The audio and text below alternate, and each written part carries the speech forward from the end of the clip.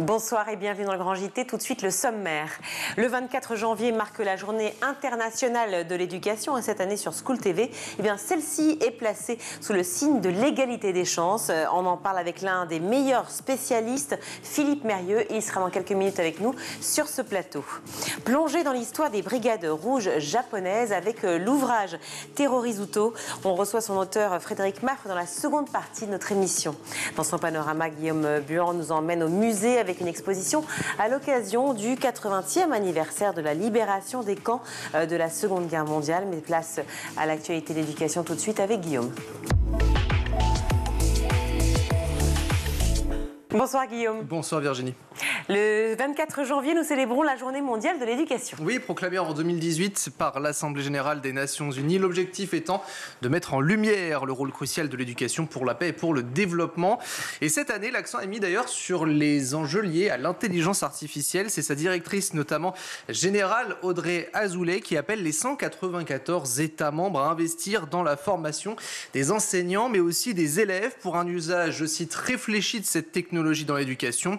Elle souligne au passage que l'intelligence artificielle offre des opportunités majeures pour l'éducation à condition que son déploiement à l'école soit guidé. Elle doit être notamment un principe et un outil au service des enseignants et des élèves pour qu'il y ait notamment un objectif d'autonomie et de bien-être. Alors en parallèle de tout cela, il y a des restrictions qui sont liées de plus en plus aux technologies. On pense notamment à l'utilisation du téléphone portable.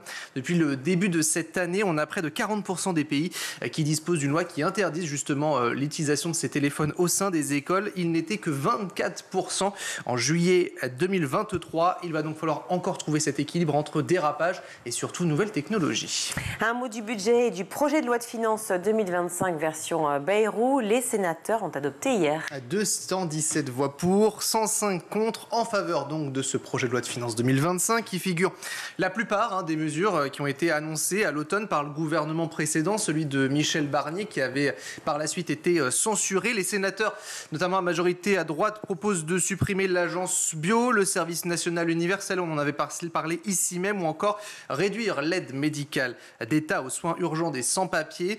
Il a aussi opté pour ramener à 2,2 milliards d'euros l'effort initial sur les 5 milliards d'euros demandés aux collectivités locales. Et puis sur la réduction des dépenses, là aussi, il y a de nombreux coups de rabot. On l'a évoqué ici, par exemple, les 800 millions d'euros sur l'aide au développement, plus d'1 milliard sur le logement et l'économie, ou encore les 600 millions sur la recherche et une réduction sur le sport qui a fait réagir justement. Et puis à présent, ce texte va devoir être travaillé en commission mixte paritaire. Ce sera jeudi prochain avec 7 sénateurs et 7 députés qui vont devoir faire des compromis avant un nouveau passage à l'Assemblée. Et on poursuit avec une autre adoption hier par les députés, cette fois-ci d'une proposition de loi visant à donner accès à tous les étudiants à des repas à 1 € dans les Crous. Actuellement, ce droit est réservé pour les boursiers ou encore les plus précaire. Une mesure dont le coût est estimé à 90 millions d'euros par an. Une proposition qui a été déposée par les socialistes, votée par le RN, la gauche et les centristes Lyotte. La majorité présidentielle s'était abstenue car réticent quant à cette proposition. Lors de sa prise de parole, la députée de Seine-Saint-Denis, justement rapporteure de ce texte, s'est félicitée de l'adoption de ce dernier il y a 2 ans. Une proposition de loi quasi identique déjà portée par la députée avait été rejetée d'une seule voix après que le camp présidentiel, hostile justement à cette mesure, avait battu le rappel de ses troupes pour le vote final. Réaction du ministre chargé de l'enseignement: je crois en la justice d'un système où chacun contribue en fonction de ses moyens, pointant une perte de recettes toutefois considérable pour le réseau. Il l'estime notamment à hauteur de 50 millions d'euros. Au volet judiciaire maintenant, le verdict est attendu aujourd'hui dans le procès des parents de la jeune Amandine. Et on vous en avait parlé en début de semaine sur cette antenne. Amandine, 13 ans, décédée en 2020, torturée pendant près de 5 mois par sa mère dans une maison où elle était séquestrée, privée de nourriture. Je suis une mère monstrueuse, a-t-elle notamment déclaré à la barre. Elle qui est jugée pour actes de torture et actes de barbarie, mais également son compagnon, le beau-père d'Amandine, qui est jugé pour privation de soins et aliments qui ont entraîné la mort. Hier à la barre, c'est l'une des surveillantes de l'internat d'Amandine qui a témoigné. Lola, elle s'appelle. C'est l'une des dernières personnes justement à l'avoir entendue. Écoutez, c'était au micro ce matin de RMC. Elle s'est effondrée en larmes et en fait elle ne parlait pas juste, elle était en sanglots, elle pouvait plus respirer, donc je me suis accroupie à côté d'elle, je lui ai demandé ce qui se passait, qu'est-ce qu'elle avait, et en fait elle m'a dit je vais mourir. Elle m'a dit, c'est la dernière fois que tu me vois, Lola, je vais mourir. Elle me dit, combien de temps je vais rester avec maman, combien de temps? Je lui ai répondu que je ne savais pas. Et elle m'a dit, je vais mourir. Elle me fait, je vais pas m'en sortir, m'abandonne pas. Voilà, c'était épouvantable. Elle a vu effectivement des traces et un signalement a été fait. Mais où, quand, quoi, comment, je n'en sais rien. Moi, ça va m'aider déjà pour ma conscience. Et je me suis dit, si j'ai pas réussi à aider Amandine, je vais aider le papa.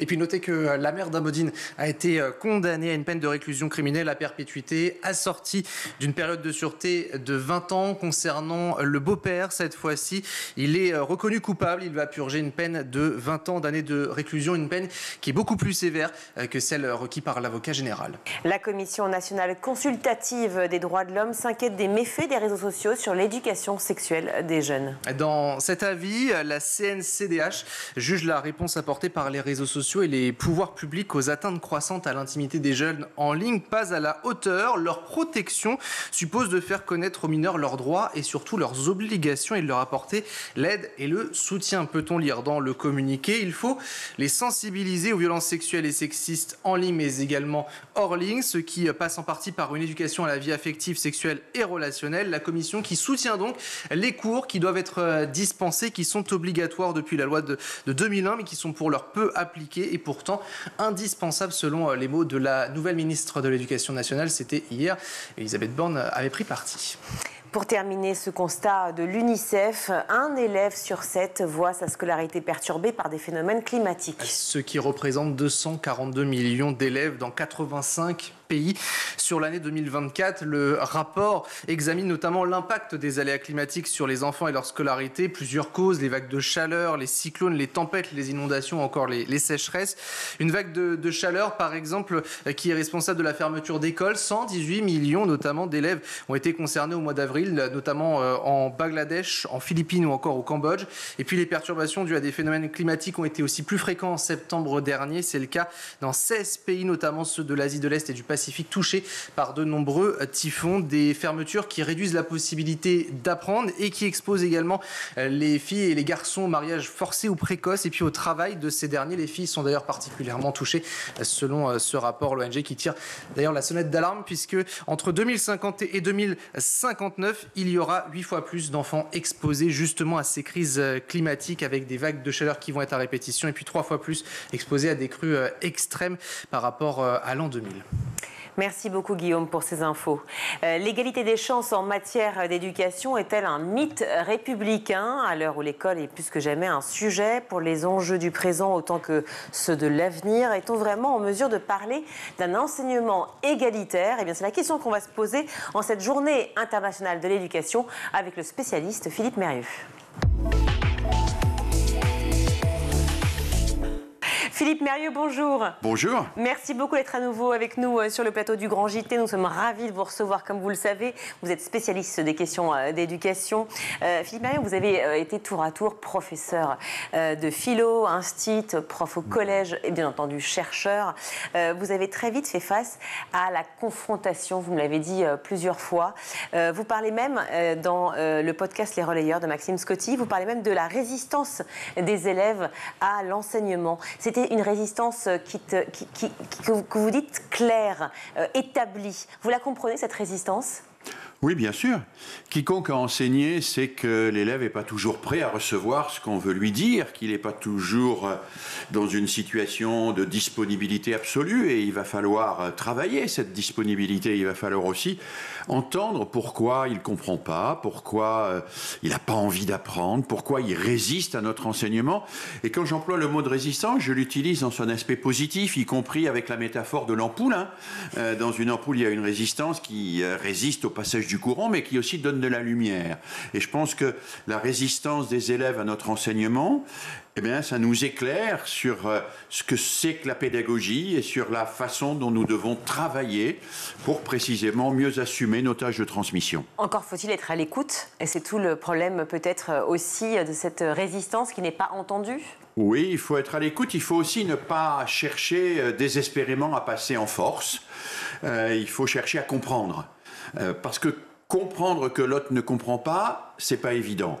Quand on a soi-même compris, qu'on est absolument au fait de toutes les découvertes de sa discipline, qu'on aime sa discipline, découvrir que des élèves ne comprennent pas, voire n'aiment pas la discipline pour laquelle on s'est soi-même formé et dans laquelle on s'est investi, c'est compliqué, ça demande une capacité un peu de décentration, d'écoute effectivement, mais d'une écoute qui n'est pas passive, hein, d'une écoute qui est aussi ce qui permet d'imaginer, d'inventer, de chercher, d'aller trouver des solutions ici ou là et de proposer toujours des choses nouvelles aux élèves pour les mobiliser pour les apprentissages. Bon, en même temps, une école avec des élèves qui sont toujours, disons, hyper mobilisés, qui adhèrent à tout, c'est possible ça existerait? Oh, il faudrait sélectionner beaucoup à l'entrée. Vous savez, la question de la... Non, mais je veux dire, c'est pas ce que l'on souhaite. C'est ça ma question, finalement. Non, certains peuvent le souhaiter. Certains considèrent que la motivation est un préalable. C'est-à-dire qu'au fond, on enseigne... Ouais. Je dis certains considèrent que pour que l'élève puisse entrer dans la classe, il faudrait qu'il soit déjà motivé pour les savoirs. En fait, non, la motivation, c'est pas un préalable, c'est un objectif du professeur. Le professeur, il a à motiver ses élèves. Moi, je dis, il a à les mobiliser sur les savoirs, à leur faire entendre que ces savoirs sont des outils d'émancipation, ça va les rendre plus lucides, plus libres, ça va faire pétiller leur intelligence et ils vont dire « Ouah, je sais quelque chose que je ne savais pas, j'ai découvert, je comprends le monde et je suis plus heureux comme ça. » Alors, ça peut paraître idéaliste, mais c'est pas idéaliste. Tout professeur sait à quel point, à certains moments, quand des élèves comprennent, on est heureux ensemble d'accéder à des savoirs communs, de partager des savoirs qui nous émancipent. On a l'impression, donc vous le dites vous-même, hein, que finalement ces élèves résistants n'ont pas été assez entendus ni écoutés. Et pour autant, il y a eu de nombreuses réformes, peut-être trop d'ailleurs, qui se sont accumulées ces dernières années, des applications aussi de beaucoup de mesures. Est-ce que c'était vraiment sans penser l'éducation telle qu'elle est ou telle qu'elle devrait être ? Je pense qu'on a eu trop de réformes qui se sont télescopées, qui ont été arrêtées avant d'être évaluées et que les professeurs sont fatigués de ces réformes, les programmes changent trop souvent, tout ceci érode leur enthousiasme et leur envie d'aller en classe. D'ailleurs, on voit bien aujourd'hui qu'on a un déficit de vocation, qu'on a des démissions, des ruptures conventionnelles de plus en plus nombreuses et il faut tirer la leçon de cela. Pour moi, la leçon de cela, c'est qu'on n'a pas assez insisté sur les grands objectifs, sur les finalités, et on a trop bidouillé le nombre d'heures, les réformes de ceci, les modifications de cela, ce qui fait qu'au fond, on a perdu de vue l'essentiel. Et pour beaucoup de professeurs aujourd'hui, il y a le sentiment que l'institution est une sorte de grand paquebot dans lequel on répare en permanence le moteur dans la cale, mais qui ne quitte jamais le port. On ne sait pas où il va et on ne sait pas quels sont véritablement ses objectifs. Le Premier ministre le dit lui-même, hein, il l'a dit la semaine dernière, l'école est le plus grand de nos échecs, même cette semaine d'ailleurs. Là où les politiques ont échoué, il faut peut-être faire davantage confiance effectivement à ce qu'on appelle la conscience collective. Est-ce que vous êtes pour une convention citoyenne, justement, un débat sur l'éducation ? Oui, alors je pense que le Premier ministre a un peu exagéré. L'école en France n'est pas plus catastrophique qu'ailleurs. Il y a de très belles réussites. Il y a des endroits où les élèves sont heureux et s'engagent dans des apprentissages. C'est vrai que l'école française peine à réduire les inégalités, elle les creuse plutôt et que ça c'est un vrai défi, c'est une vraie question et c'est sans doute autour de cela qu'il faudrait qu'une convention citoyenne se réunisse. Comment lutter contre ces inégalités qui ne commencent pas à l'école, elles commencent dans la famille, elles commencent avec l'acquisition du langage. On sait qu'un élève qui rentre en CP peut maîtriser 600 mots ou 5000. Vous imaginez la différence que cela représente pour l'élève qui n'a que 600 mots par rapport à celui qui en a 5000. Avec 600 mots, on ne peut pas comprendre ce qu'on vous dit, on ne peut pas intervenir. Avec 5000, la réussite est déjà là. Et donc, il faudrait travailler sur une éducation d'avant l'école, hein, l'éducation dans la famille, mais aussi dans les crèches. Moi, je trouve que les éducateurs et les éducatrices de jeunes enfants sont trop délaissés aujourd'hui, considérés comme un peu le lumpenprolétariat de l'éducation, alors que ces gens-là ont un rôle culturel, qu'il faut raconter des histoires aux enfants, il faut les acclimater avec le langage, il faut les aider à entrer dans une culture, et cela dès le moment où ils s'éveillent au monde. Puis je pense qu'il faudrait aider aussi les familles, parce que beaucoup de familles sont aujourd'hui en vraie difficulté. Il y a quelque chose qui crée une difficulté chez toutes les familles, c'est le téléphone portable, tout le monde le sait bien, ce sont les écrans. On évoque ici ou là, le Premier ministre l'a répété, Elisabeth Borne l'a répété, l'interdiction des écrans. La pause numérique, oui. Ou la pause numérique. Moi, je crois que l'interdiction des écrans peut être utile ici ou là, mais l'enjeu, c'est le bon usage des écrans. L'enjeu aussi, c'est trouver une alternative aux écrans. Proposer aux enfants, aux adolescents, des activités où ils peuvent s'investir et qui vont inverser le caractère pervers de la relation à l'écran. Pourquoi la relation à l'écran est perverse? Parce que dès lors que vous ouvrez un écran, vous êtes aspiré. Votre esprit est en quelque sorte tétanisé. Et c'est le contraire de la lecture. Quand vous lisez un livre, c'est vous qui décidez le moment où vous arrêtez de lire. Dès lors que vous ouvrez les réseaux sociaux, c'est les réseaux sociaux qui cherchent à vous capter et à vous rendre prisonnier de la sidération qu'ils provoquent en vous. Et donc, si on veut permettre à nos enfants aujourd'hui de se libérer de cet esclavage du réseau social avec ce tunnel des algorithmes qui fait qu'on les enferme toujours dans la même chose en leur proposant toujours ce qu'ils ont choisi une première fois, si on veut libérer nos enfants de cela, il faut leur proposer d'autres activités. Et on sait aujourd'hui, parce que les recherches nous le montrent bien, que le véritable contrepoison pour l'écran, c'est le travail manuel. C'est le travail manuel, c'est travailler le fer, la terre, le carton, c'est jouer des instruments de musique, c'est aussi faire du sport. On sait qu'il faudrait développer tout cela. Or, c'est complètement absent de l'école, ça. Alors, on parle des familles, certes, mais l'école aussi. De certaines familles, et puis aussi ceux et celles qui faisaient cela, c'est-à-dire l'éducation populaire, ceux qui faisaient les patronages, ce qui se fait encore dans les maisons de jeunes, les centres sociaux, eh bien, on voit aujourd'hui qu'ils sont à la peine, il manque à la fois de bras, de crédit et de crédibilité, et je pense que c'est un vrai déficit pour des enfants. Les vacances... Les colonies de vacances, c'est un lieu extraordinaire pour l'éducation des enfants. On fait des contre les inégalités aussi. Bien sûr, et pour lutter contre ces inégalités, elles sont trop souvent considérées comme anecdotiques et secondaires. Donc moi qui ai consacré ma vie à l'école, je me dis aujourd'hui, oui, l'école, c'est le lieu où tout le monde passe et il faut absolument qu'il soit travaillé, qu'il soit investi par l'État, que ce soit un lieu de la réussite pour tous, mais il ne faut pas pour autant oublier que l'éducation se joue avec les parents, se joue à la crèche, se joue dans la rue, se joue dans les loisirs. Et il faut être très attentif à ce que, par exemple, on ne brade pas les loisirs entièrement au secteur marchand, parce que les loisirs relèvent aussi d'une responsabilité collective pour qu'ils soient intelligents et pas simplement qu'ils utilisent les pulsions primaires d'enfants consommateurs. Une vocation économique. Je reviens sur un point précis qui était la lecture, l'écriture, enfin d'abord d'ailleurs l'écriture puis la lecture, comme émancipateur évidemment, comme sens de liberté. Est-ce qu'il y a une obsession quand même trop importante, enfin donc une obsession tout simplement, sur les fondamentaux que sont lire, écrire et compter à l'école ? Alors moi je crois que lire, écrire et compter sont des fondamentaux, au sens où ce sont des fondations. Dans une maison, il y a les fondations et on ne peut pas construire des savoirs si on ne sait pas lire, écrire et compter. Mais dans une maison, il n'y a pas que les fondations, il y a aussi le fondement. La maison, elle n'est pas simplement assise sur des fondations matérielles, elle est fondée par le projet qui l'anime. Une maison, c'est fait pour être habitée, pour accueillir un studio comme le vôtre, un gymnase, un théâtre. Et ce qui fonde la maison, ce n'est pas simplement les fondations matérielles, c'est aussi l'usage et le sens qu'on lui donne, le projet qu'il y a derrière cela. Et moi, je crois que l'écriture en particulier, qui est très importante et sur laquelle il y a un gros déficit, surtout chez les garçons, beaucoup moins chez les filles.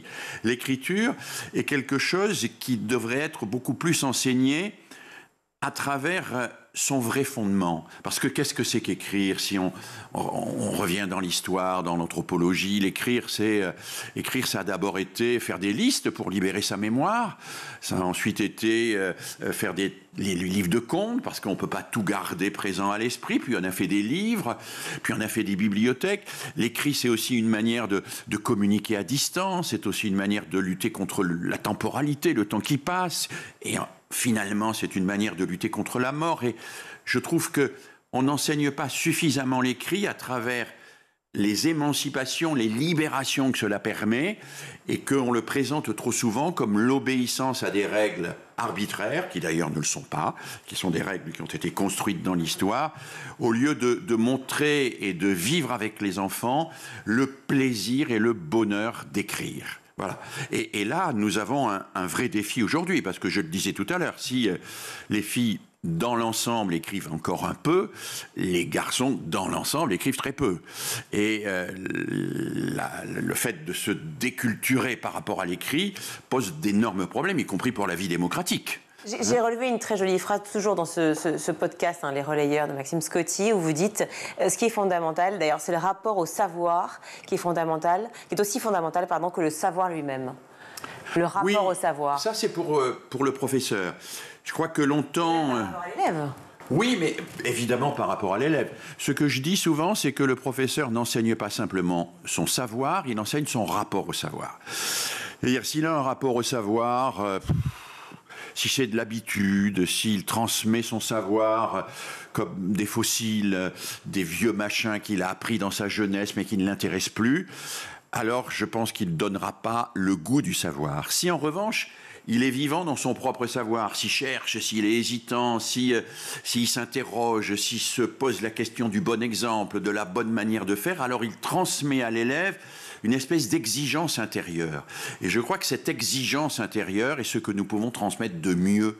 Aujourd'hui, à l'heure des fake news, à l'heure des dangers qui pèsent sur la notion même de vérité, transmettre l'exigence du plus précis, du plus juste, du plus vrai, et faire en sorte que nos élèves acquièrent cette exigence, l'intériorisent et soient eux-mêmes en quête de cela, c'est le plus beau cadeau qu'on puisse faire à nos élèves. Se pose alors la question de la formation initiale et continue, Philippe Mérieux, pour les enseignants ?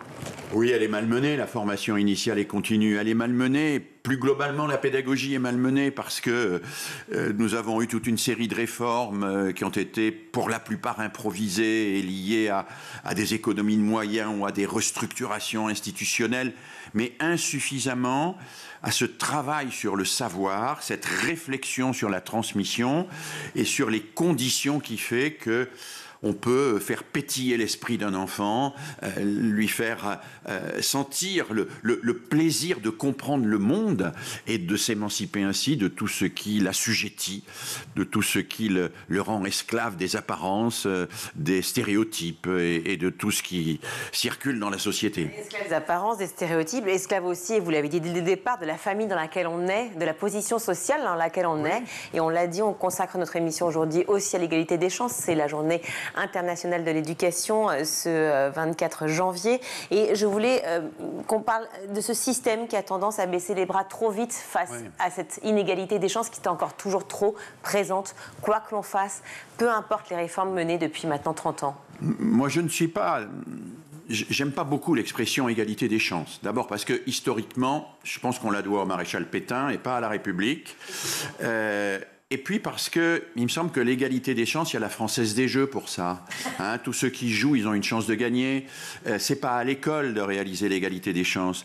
L'école, elle doit réaliser l'égalité du droit d'accès à l'éducation pour tous, ce qui est tout à fait différent de l'égalité des chances.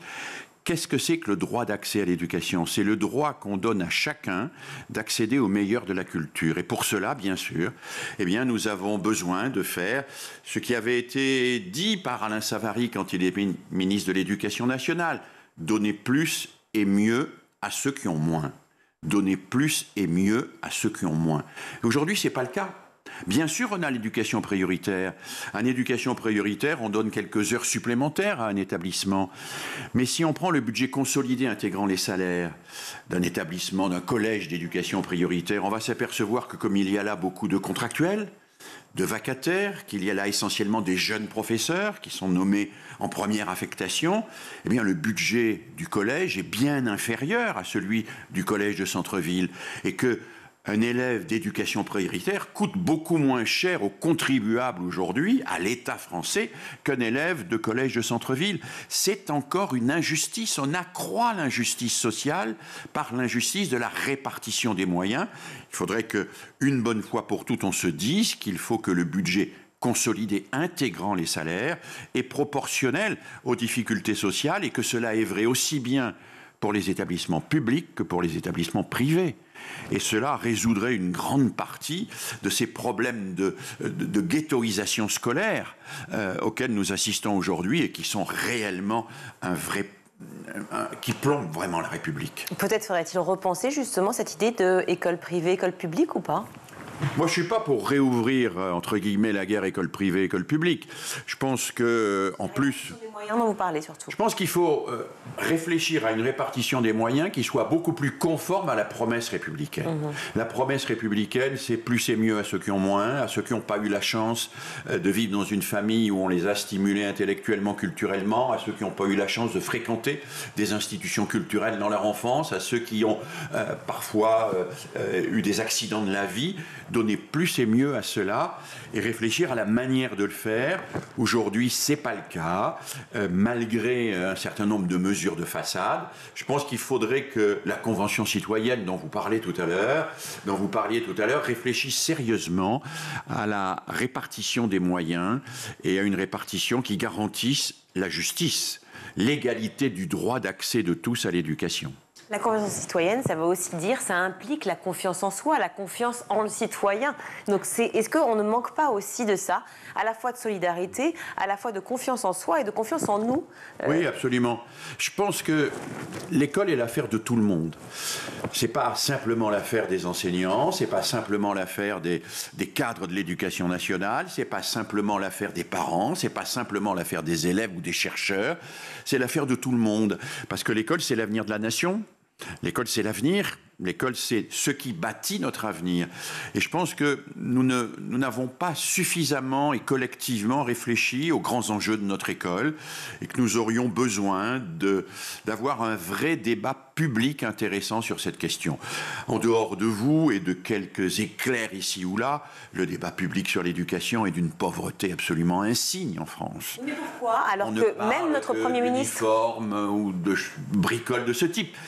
Il n'y a pas vraiment un beau débat exigeant sur l'éducation. Ben vous le faites et heureusement que vous êtes là pour ça. Non, c'est vous qui le faites. C'est vous qui le faites. Mais je vous assure, on parle aussi d'uniforme, ça nous arrive. Oui, bien sûr. Mais vous ne parlez pas que de l'uniforme. Exactement. Donc, je pense que autant on pourrait dire en France, il y a un débat économique parfois de qualité, un débat politique qui est de qualité. D'ailleurs, il y a des spécialistes d'économie, de politique sur toutes les chaînes. Autant des débats éducatifs de qualité destinés au grand public, nous en manquons beaucoup. Mais alors justement, cette éducation nationale, on en a parlé plusieurs fois ici, Philippe Mérieux, pardon si vous vous répétez, mais cette éducation nationale qui quand même a envie que ça fonctionne, je l'imagine, oui, je pense, enfin je veux dire, voilà, je pense quand même que clairement, au bout d'un moment, d'autant plus quand on a un Premier ministre qui a été lui-même ministre de l'Éducation nationale pendant 4 ans, il me semble.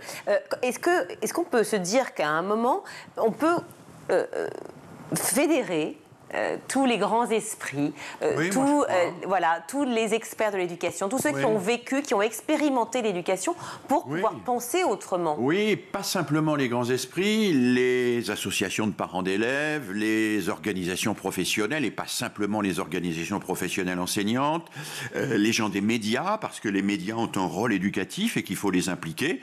Il ne faut pas que les médias, comme certains d'entre eux, passent leur temps à dénigrer l'école tout en ayant eux-mêmes un rôle anti-éducatif considérable parce qu'ils diffusent sur leurs antennes. Hein. Donc, impliquer tout le monde dans une réflexion sur qu'est-ce qu'on a besoin aujourd'hui pour nos enfants. On a besoin qu'ils pensent, qu'ils réfléchissent et qu'ils ne soient pas scotchés à des écrans. On a besoin qu'ils acceptent l'altérité, qu'ils construisent du commun. Et comment l'école peut faire cela. Et je crois qu'on a vraiment besoin de se redonner des finalités communes et d'asservir nos modalités à ces finalités pour que nous ne payions pas de mots. Parce qu'aujourd'hui, si on lit les avant-propos de tous les projets de loi, on se paye de mots quand même. Après, les réalités, elles sont beaucoup plus médiocres et c'est ces réalités-là qu'il faudrait réellement retravailler collectivement. Alors forcément, une question, les politiques, je suis désolée, mais je suis obligée de la poser. Quand on a une ministre qui, pour la première fois, prend la parole, ministre de l'Éducation, Elisabeth Borne, et qui dit « Je ne suis pas spécialiste de l'éducation, mais on m'a demandé d'être là, donc je suis là parce que l'heure est grave », est-ce que c'est à la limite constructif parce que pas si grave de ne pas être spécialiste, ou finalement un peu inquiétant parce que se disant bon je suis là mais je ne sais pas trop. Cela, ça n'est pas inquiétant en soi. Moi, je considère que le plus grand ministre de l'Éducation que nous ayons eu, c'est Jean Zay, sous le Front populaire. Et Jean Zay n'était pas du tout un spécialiste de l'éducation, c'était un avocat, voilà, il était spécialiste de questions très juridiques. Il a été un très grand ministre parce que il a reconsidéré le système sous l'angle de ses finalités, de ses buts. Il a eu une vision. Il n'était pas simplement dans la gestion, il était dans la vision. Et je pense que ce qui manque aux politiques aujourd'hui, c'est la vision. Ils sont dans la gestion. Une gestion à la petite semaine, liée à des impératifs économiques qu'on peut comprendre, mais à des impératifs aussi un peu politiciens, satisfaire l'opinion publique sur tel ou tel sujet. Mais une gestion qui est tellement empirique, qui est tellement au jour le jour, que les gens qui sont dans la machine se disent on est quand même très malmené, on ne sait pas où on va, on est peu respecté. Donc que la ministre aujourd'hui ne soit pas une spécialiste de l'éducation ne m'inquiète pas. Ce que je souhaiterais, c'est qu'elle réfléchisse et prenne le temps, avant d'annoncer quoi que ce soit de définitif, de se construire une vision à moyen et à long terme des grandes finalités de notre système éducatif. En 15 secondes, Philippe Merrieux, on a le temps ? Oui, bien sûr qu'on a le temps. Il faut savoir perdre du temps pour en gagner. C'était une fameuse formule de Jean-Jacques Rousseau. C'est vrai dans la classe, mais c'est vrai aussi en politique. Si on ne perd pas du temps, on est toujours dans le tâtonnement empirique et souvent on se casse la figure. Merci beaucoup Philippe Merrieux. Toujours un bonheur de vous recevoir. Merci. Spécialiste des sciences de l'éducation. Merci à vous. On marque une courte pause et on se retrouve.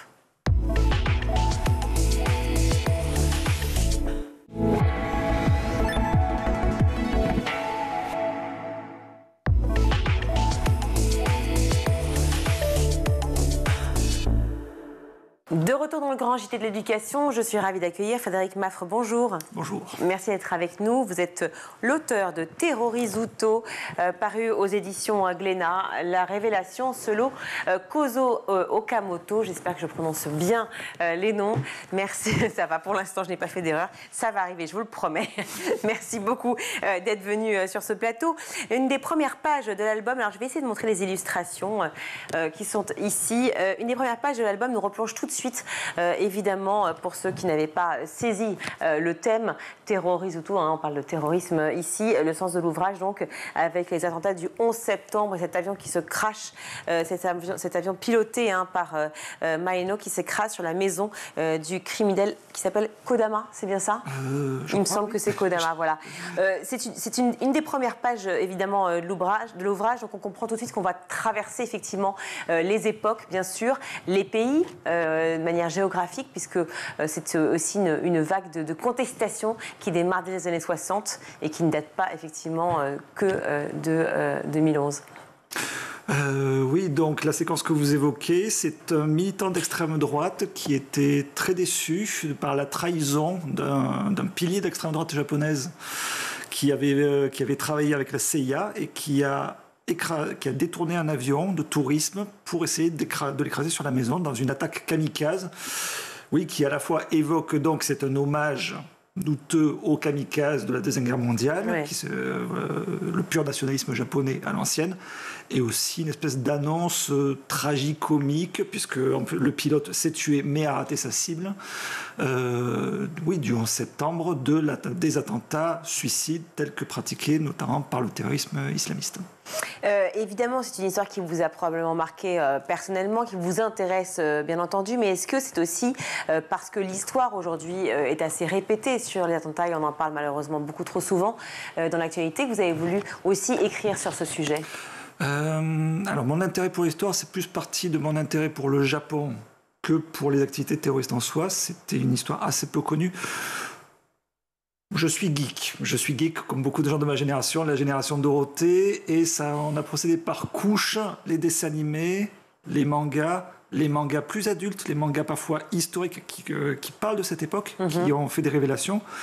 Voilà, nous on connaît très bien notre mai 68, il y a toute une mythologie de mai 68. Ce qu'on ne sait pas, c'est que le Japon a aussi connu Alors justement, non, mais allez-y, je vous poursuivre. Effectivement, a connu aussi des grandes révoltes étudiantes qui, elles, par contre, ont été durement réprimées et qui ont poussé les plus radicaux à encore plus se radicaliser. C'est un terme qui est devenu très à la mode, trop fréquent, qu'on entend trop aujourd'hui. Oui, parce qu'effectivement, on a l'image aujourd'hui du Japon qui est très douce, avec ses cerisiers, avec cette sécurité permanente, ce calme olympien. Mais effectivement, le Japon des années 60-70 n'est pas du tout celui-ci, ou en tout cas, c'est là où il y a les yakuza, Oui, non, on a une image d'Épinal, effectivement, le miracle économique japonais, une espèce d'harmonie sociale, le pays le plus riche au monde. Il y avait quand même beaucoup de colère, de tension, de ressentiment. Par rapport aux inégalités de revenus, qui dans les années 60 c'était encore le cas, même aujourd'hui, avec l'explosion de la bulle économique dans les années 90, il y a des gens qui sont vraiment précaires, même si on en parle peu. Le crime organisé, l'extrême droite nationaliste, il y a ça bouillonne, c'est un pays qui bouillonne beaucoup plus qu'on pourrait le croire. En tout cas, c'est comme ça que je le comprends. En tout cas, qu'on pourrait le croire, je crois qu'on a tous conscience, effectivement, que le Japon est absolument saisissant à tout point de vue. Mais c'est vrai que cette idée, effectivement, de la tradition qui est très ancrée, de la parole donnée, jusqu'effectivement à cette notion de honte qu'on peut saisir aujourd'hui, et ce côté, effectivement, révolutionnaire, de vouloir tout bouleverser, de vouloir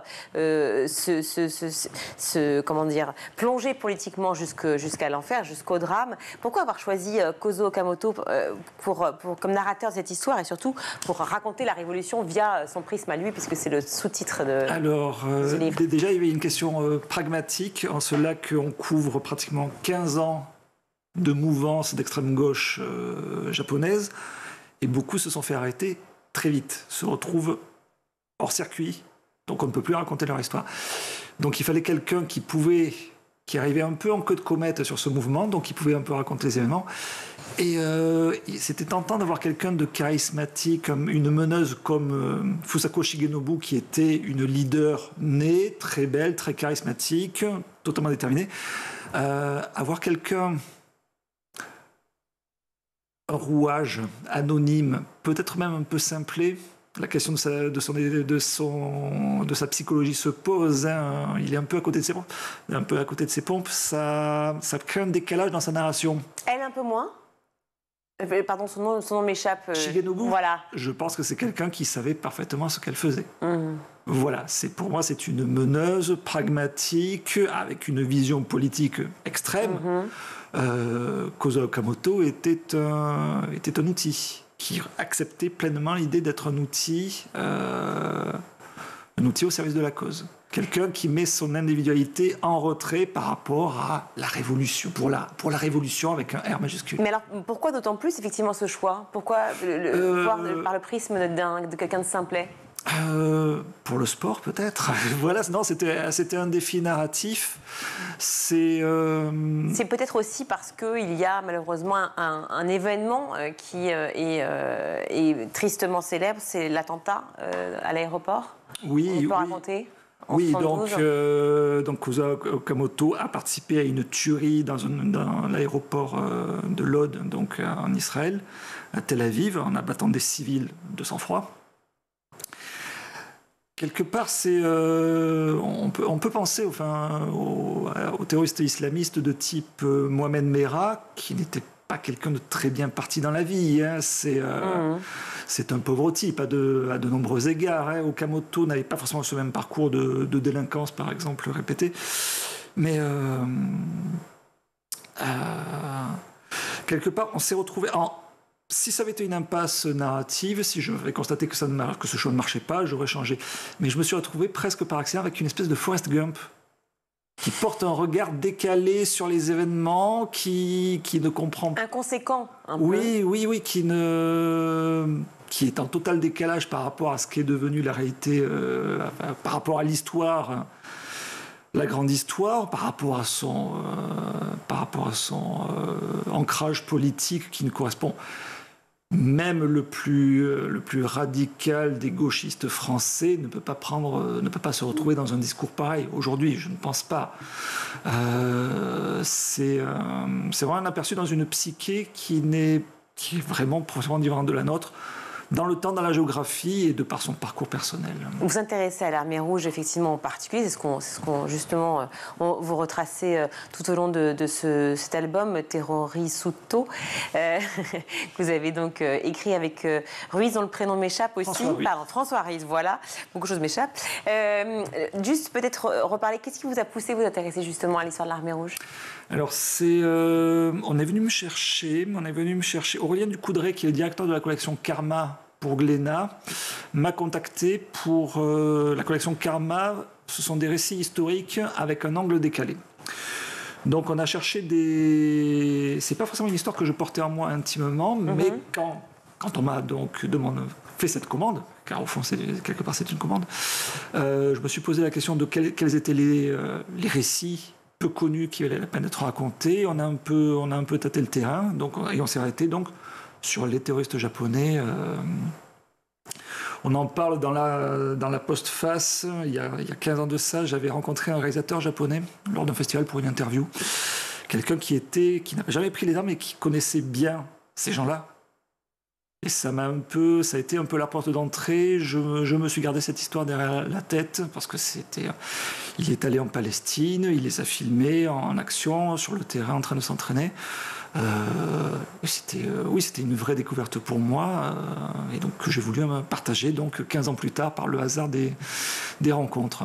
Alors c'est vrai que l'armée rouge japonaise, on dit qu'elle se moquait beaucoup des victimes tant qu'elle faisait passer des messages en fait effectivement à l'époque et vous venez parler de Palestine. C'est ça qui est assez étonnant dans cet ouvrage, c'est que vous parlez aussi bien effectivement du Japon que l'attentat, la situation au Liban et les attentats notamment de 72, et puis la suite, effectivement, le lien avec la Palestine. Comment vous avez fait pour collaborer justement avec François Ruiz, l'illustrateur, pour que ce soit tout à fait compréhensible pour le lecteur? Alors, le rendre compréhensible, ça c'était un des vrais enjeux, parce qu'on parle d'une époque très touffue, beaucoup de personnages, beaucoup de rebondissements. Le scénario était quasiment, j'ai livré le scénario à François quasiment clé en main. C'est lui qui s'est chargé du découpage, des choix de cadrage, de pages. Avec, l'idée quand même que ce soit clair, que ce soit digeste autant que possible. J'espère qu'on y est arrivé. En 120 pages, il se passe quand même beaucoup de choses. Beaucoup de choses, mais bon, je veux croire qu'on s'y bien sûr, avec brio même, au contraire. Mais par quel biais, en fait, qu'est-ce qu'on pourrait dire à ceux qui nous regardent, à celui qui nous regarde, pour dire, voilà, on va passer effectivement de la fin des années 60 et retracer toute une période de l'histoire, mais on va aller effectivement de Tokyo à Beyrouth. Je pense que le ciment du récit, c'est plus que les événements objectifs, c'est peut-être le ton. J'ai choisi un ton tragicomique quelque part, avec des situations parfois à la fois effroyables et complètement surréalistes, qui est un peu le fil rouge du récit en termes d'ambiance, de saveur.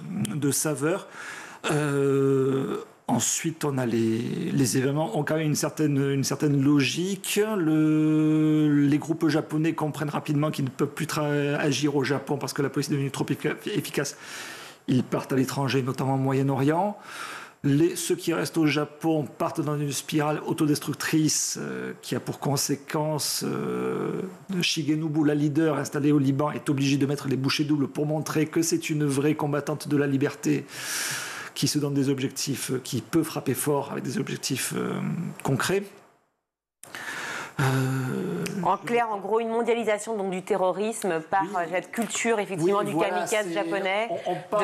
On parle d'une poignée de fanatiques extrémistes qui ont eu un impact sur le terrorisme tel qu'on le comprend aujourd'hui.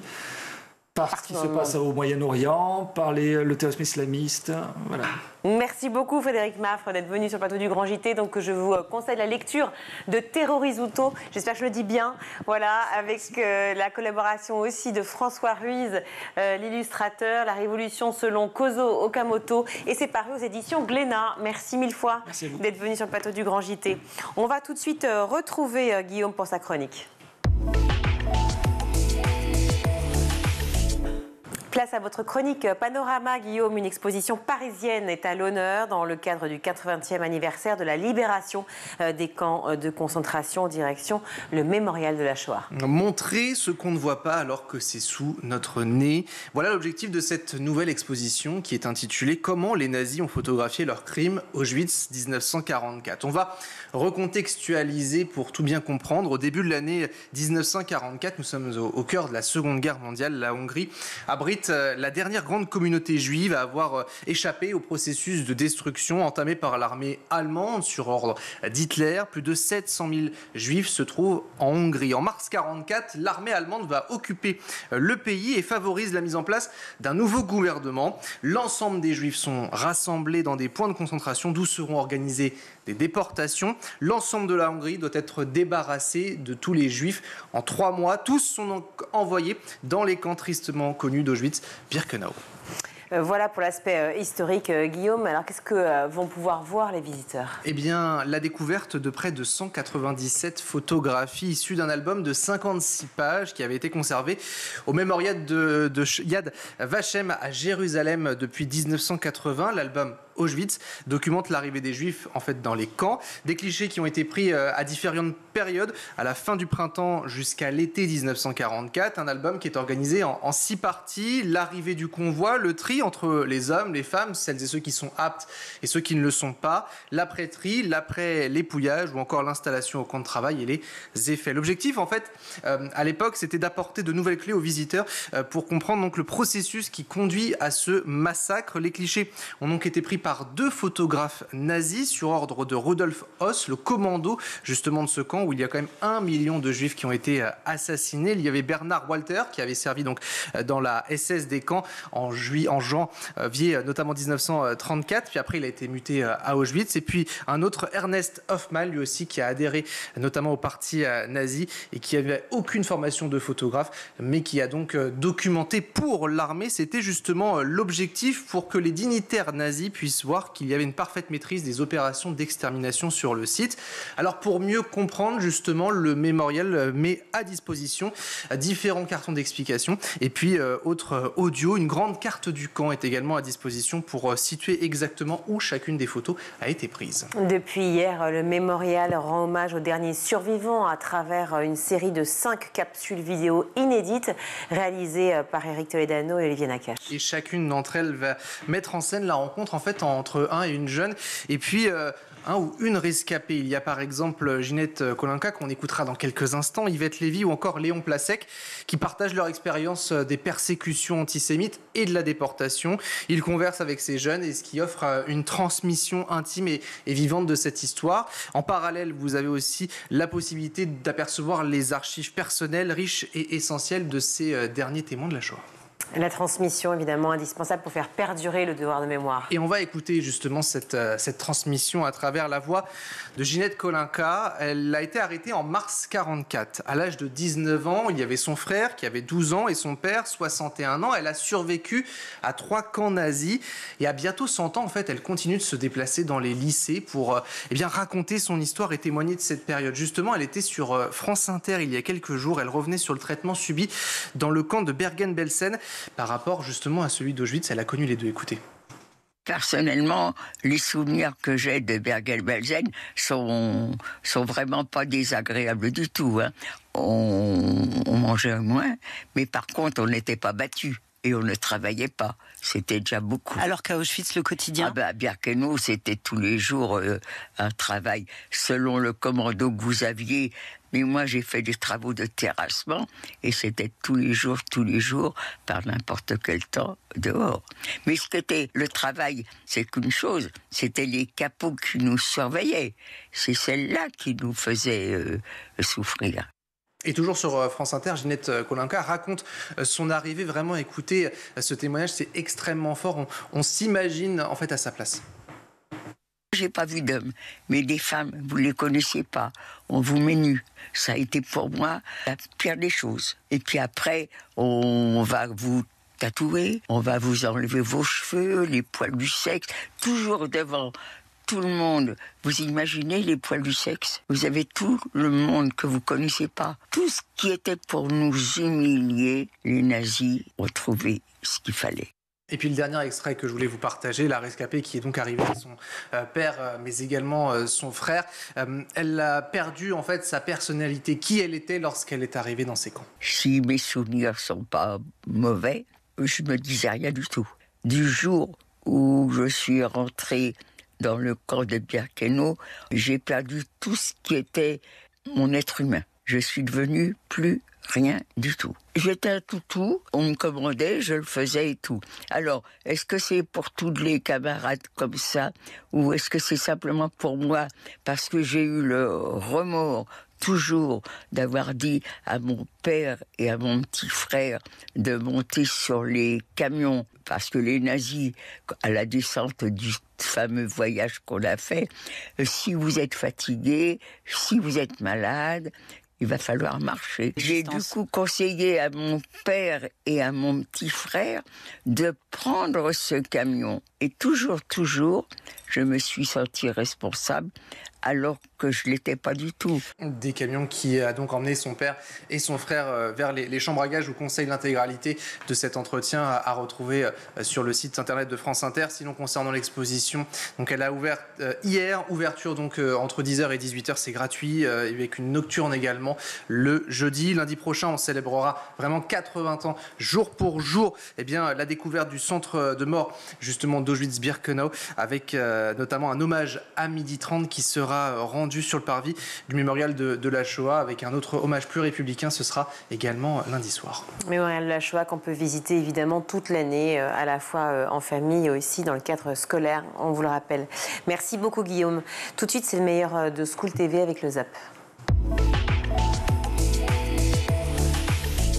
Quand on vous voit, on pense que votre handicap, c'est votre taille. Mais en fait, ce que vous expliquez, c'est qu'au quotidien, ce qui vous pèse le plus, c'est pas forcément ce qu'on voit le plus. Qu'en fait, il y a 150 formes de votre maladie. Oui, c'est ça. Et qu'il y a un tas de symptômes et un tas de manifestations, notamment en termes de fatigue, etc., qui sont, alors peut-être pas plus compliqué que la question de la taille, mais enfin, qui, pour dire les choses vulgairement, qui vous bouffe la vie au moins autant.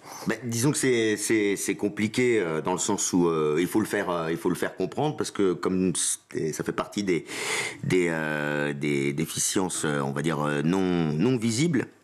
Le handicap visible, c'est ma taille, effectivement, mais comme vous le disiez très bien, il y a tout un tas de pathologies différentes et avec des déficiences associées qui sont plus ou moins invalidantes, et notamment une plus grande fatigabilité.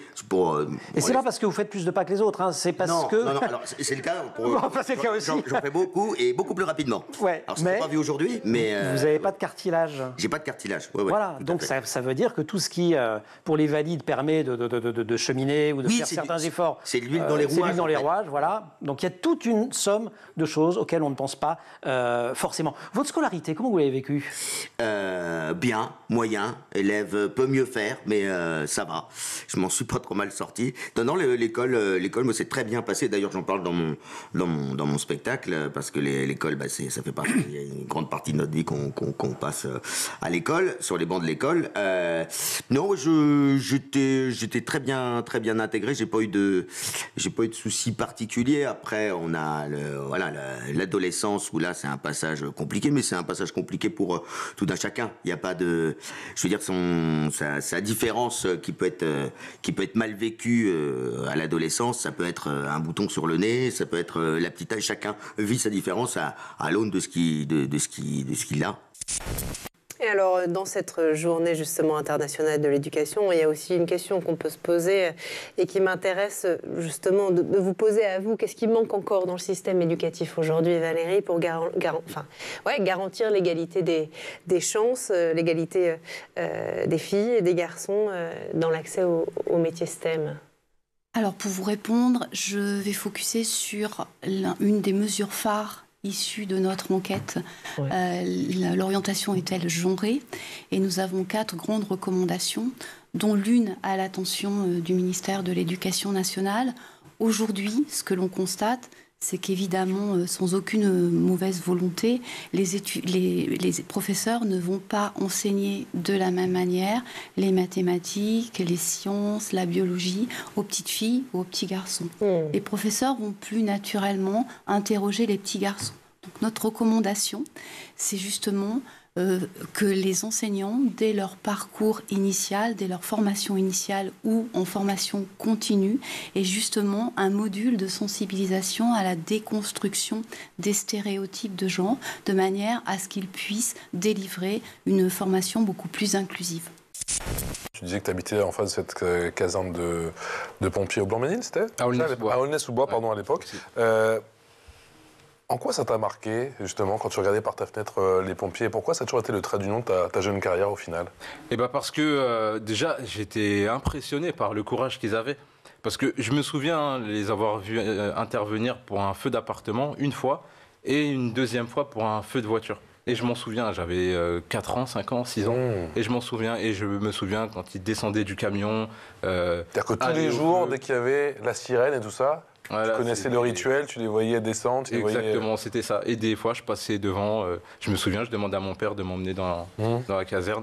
Et c'est vraiment ça qui m'a marqué. Et avec le temps, c'est toutes les valeurs qui vont avec ce métier-là qui m'ont vraiment plu. Tes deux métiers, déjà 2 métiers à ton âge, en quête avec beaucoup de sens, je trouve, puisqu'il y a eu le premier métier, effectivement, d'enseignant, et désormais, celui que tu as au final toujours fait, parce que tu as dit que quand tu faisais tes études, effectivement, tu étais déjà pompier volontaire, c'est toujours cette volonté de transmettre, et toujours cette volonté de servir, au final. C'est ça, c'est exactement ça. De servir les autres. Volonté de servir, de servir à quelque chose, de faire du bien. Donc ça, depuis très jeune, c'est un petit peu dans mon esprit. Et c'est ce qu'on essaie de faire aujourd'hui. Mais au final, prof, ça manquait un petit peu d'action. Ça manquait un peu d'adrénaline, quoi. C'est ça? J'avais d'autres objectifs. Charles Gardou, si on devait faire un bref bilan en matière d'éducation, notamment de scolarisation, c'est une date importante quand même. Alors, la loi est importante, elle est arrivée 30 ans après la loi Veil, le marquement de notre histoire culturelle et sociale.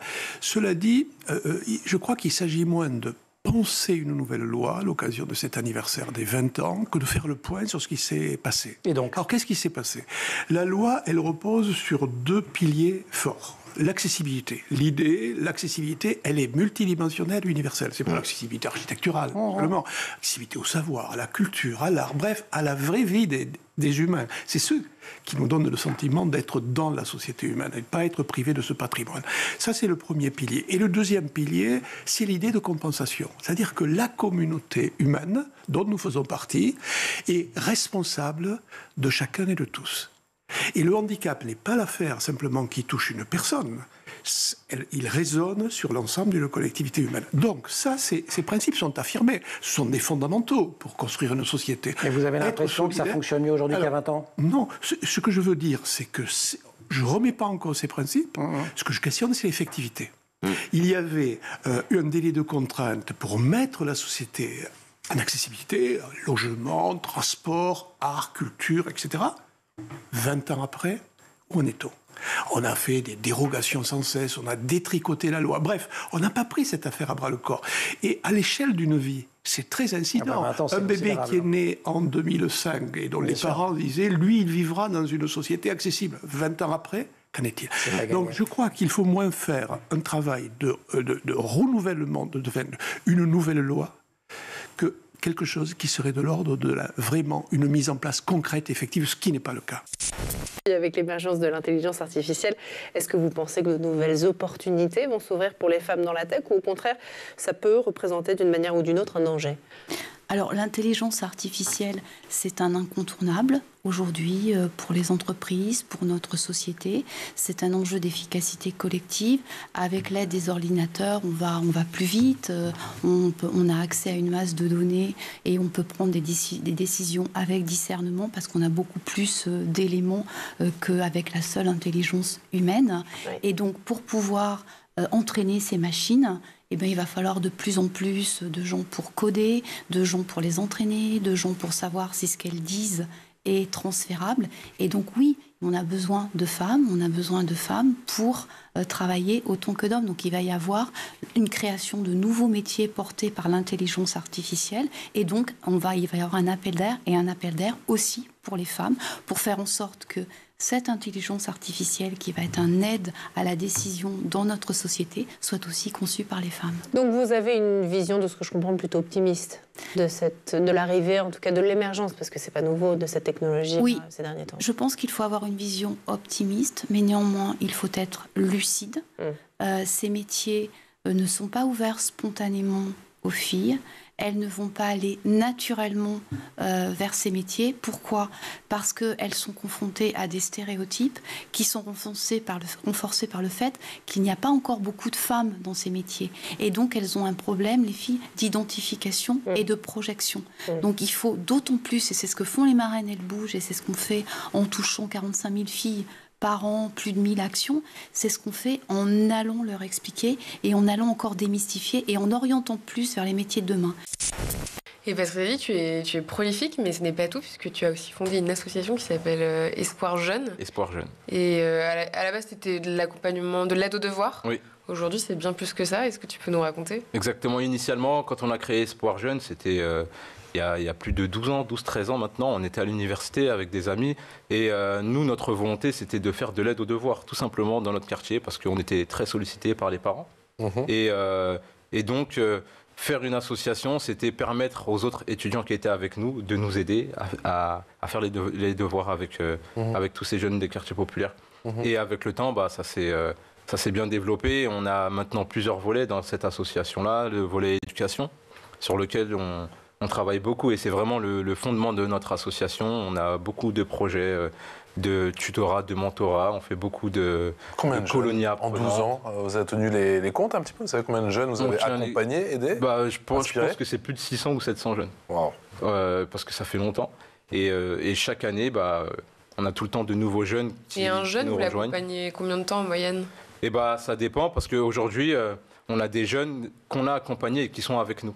Donc, est-ce qu'on peut dire qu'on les accompagne encore ? Moi, je dirais non, c'est eux maintenant qui accompagnent l'association et les plus jeunes. Mais on essaie de créer ce cercle vertueux-là. Mais ça peut durer 3, 4, 5 ans. Ça va vraiment dépendre.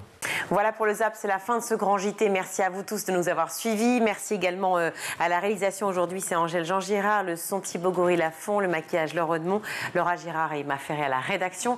Merci également Guillaume d'avoir été avec nous, bien entendu aujourd'hui. Et puis pour tous les autres moments, on vous retrouve quand, Guillaume ? Le mois prochain, je ne sais pas encore. D'accord, voilà, surprise. Merci à vous et très bon week-end et à lundi. Ciao.